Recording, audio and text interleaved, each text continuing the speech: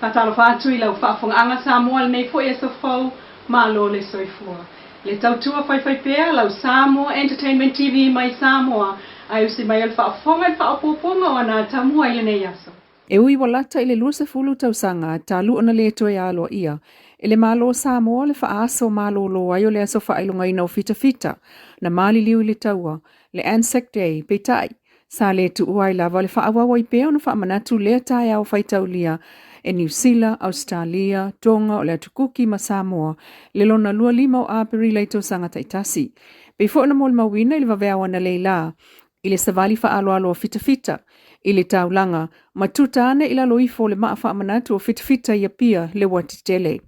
O le sauninga ese fo ile nei o le Anzac o lua faa, ili tata o fatal nanga ma le fionga le prestene o le RSA ya Samoa, le Return Soldiers Association, le fionga I le sui pale mia tuala Iosefo Bonifacio. O le polkalame au fia ile masi I mai o le aumalanga e to luas futolu mai Amerika Samoa lo taita I mai, e le fionga le kova na sili o tutuila mamanua, le sunga le manu peleti maunga. O se vaenga lea o le whapaanga le Veterans o Amerika Samoa, ma Samoa tuto tasi na amata whaatu mai I le taimi o le atu o Samoa. Wa awai mai fo'i le vaenga o fita a le Defence Force a New Zealand whaapena fo'i se vaenga ma le Defence Force a Australia. O le sila asanga mata ina o le sauninga I lalo le watil taulanga I le so. O le tu inatu alo ia le o teu fungala au e mana tuai fita wa mali liu ma whaatino e sui ta waloa mai e tunu o fita ai o lato au ainga.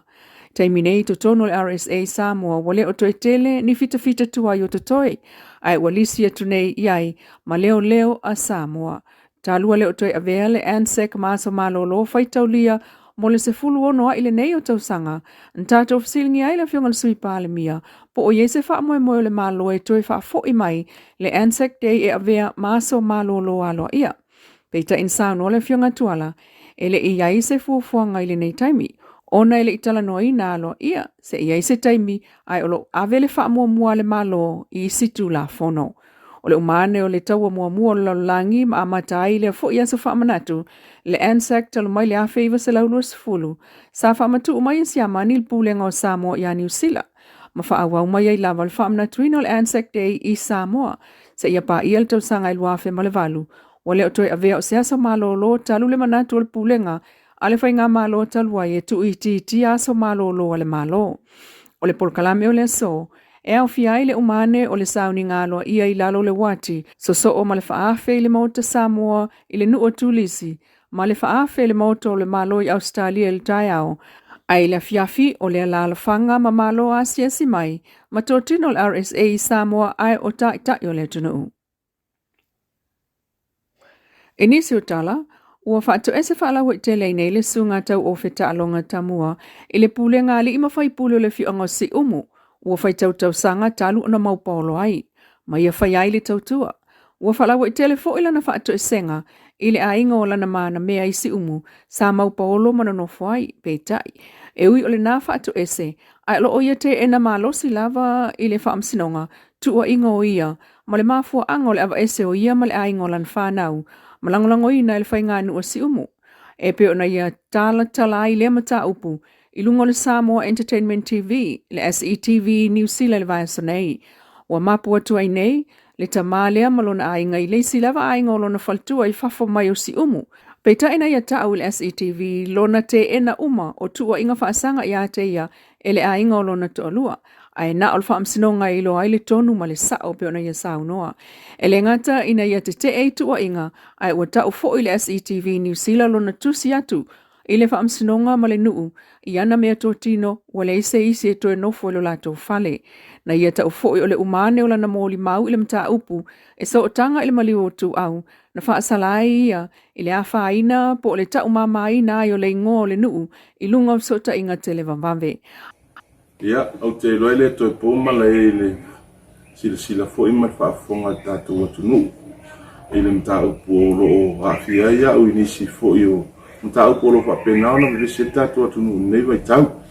Ai te fia whamanino a le wala lea ina nei te ifo iwa se ia se whamutalanga.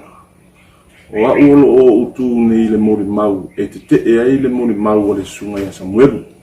ma ilantou o na faufauina ia lenei mo le mau o le tulaga i le maliu ai o le atalii atu au ia o te le o mo le mau ai tulaga lea pau lava lea o le vaega o lea o te tu ai au ia i le tulaga o le faamasinoga o le teena lea o le mo le mau o le susuga ia samuelu ma o mea uma lava ua inuma o le faamasinoga ma o te iloa o le a le toe paʻi ai saʻutala i le vaega lea o le ua taoto atu i lima o le faamasinoga ia e fai ai le latou faiʻuga ona iloa lea pofei ai le amanitonu ia ai i le tulaga o le mataupu o le ua afia i le vaitaunu nei o te iloa lava i ai se afiaga te lē o le mataupu na e ai sona toʻataga mai le mea lea ua faateʻai aʻu mai le aiga o le matou aiga o loo tolua e faapea foʻi le atalii o noni o se mau lena amatu i totonu o le nuu ia e faapea ua faia se mo le mau ua taʻuleagaina ai ma taʻumamaina ai le igoa o le aiga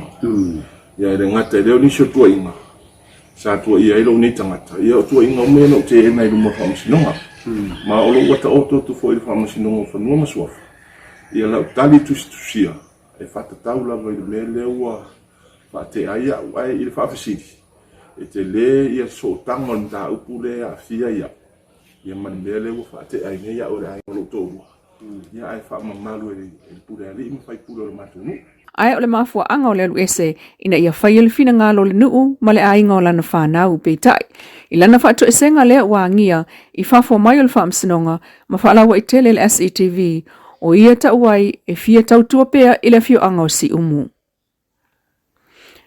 Ua atou fai le malo le whaingaluenga a whaaso ana tangata whaingaluenga i le asfraile a so lua ono a perila lua o lo wha. Mo le langolangoina lea o le whaamamao Samoa mai no whanga i tuufuai namu. Talu le afianga wa iei neilu tātua tunuu i le whaama ipipisi o le dengue fever e mafua mai namu. O le whaamoe moe wa whautua ina aimta ngaluenga e tā pena mwhaatulanga ngaluenga whaamama. O le mtangaluenga o tinam tama i ta i so tanga i nuu mafio anga i le whaatinonga o whaamamalau tele. Ai ua whautua ina le pulenga o tangata whaingaluenga le malo le PSC, Public Service Commission, i le whaatinonga o le awhaaso mo le whaamoe moe. Ai mo isi office o le malo e ngafam au onanga lau tele ina ia whaatulanga taimi o le lato fo isao i le whaamamao Samoa.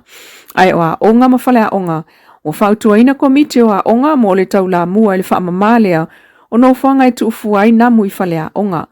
O awhianga o Samoa le dengue fever na mata i tū mai ai o na tūlanga i tonga fitinga whaalawa i tele i le anso wharai le taluai ina ua whaamao ni el office silum tanga luenga Dr. Ekeroma le a awhiai o Samoa i siamo le dengue fever. Tala toi tuli loa i le tū unga fautasi Amerika Samoa i le aso lua o le vai aso nei lus futolu apirila na ilonga o na mata ina le tamu whai mai e saun uli le manulele ma le fautasi o pai ulu po'o a ua ai o le whealo whani mai whanga sā ma le sā o le manua tele ai o le aeto mai pango. O nisi na o sā i longa lava o lato fu i sao i tala whaasolpito tu unga fautasi a tutuila ma manua. Peita ai ile umane o le tu unga umi mai whafo atu le taulanga waa o so lai le manulele anu uli ma le siampini o lua o lua wha. Tūlanga lua le pai rupo o mai aua tūlanga tolu le whealo whani Samoa mai whanga sā. Tūlanga wha mai ele mata saua manua tele. Lona lima le aeto mai pango. Ai tūlanga ono le fua o mai vatia. Tūlanga fitu le ise ula o le moana mai whangatongo. Ai lona varu lupelele mai ili mal tūlanga iwa. Le manulele tau sala lona lua mai nu uli. Pe amal toi lua salau mita tau nu tini. Manulele tau sala lo raida tūlanga mua. Toe whanu fua oka. Ese le aluane lau toe aluane i ol pai ulpo. Ese le aluane lau toe aluane i ol pai ulpo.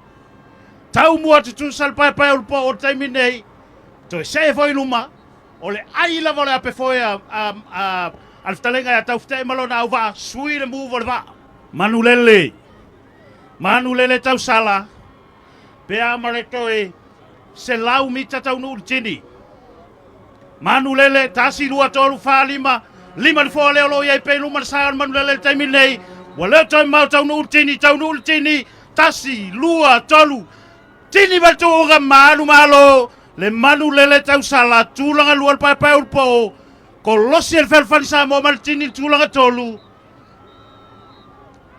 tato foia tuloi tua Vatia, a eto le tūlanga whā, tau ma whai mai ma vatia le tūlanga 5.